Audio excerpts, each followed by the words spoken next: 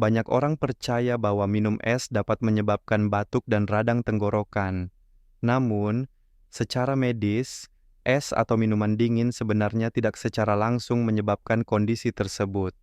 Batuk dan radang tenggorokan umumnya disebabkan oleh infeksi virus atau bakteri, bukan karena konsumsi makanan atau minuman dingin. Meskipun es tidak menyebabkan infeksi, suhu dingin dapat memperburuk gejala jika seseorang sudah memiliki kondisi kesehatan yang mendasarinya.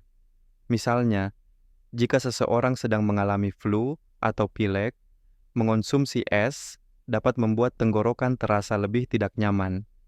Beberapa orang mungkin lebih sensitif terhadap suhu dingin dan mengalami batuk atau ketidaknyamanan setelah minum es. Ini bisa disebabkan oleh kontraksi otot tenggorokan atau pengerasan lendir yang memicu batuk sebagai respons tubuh.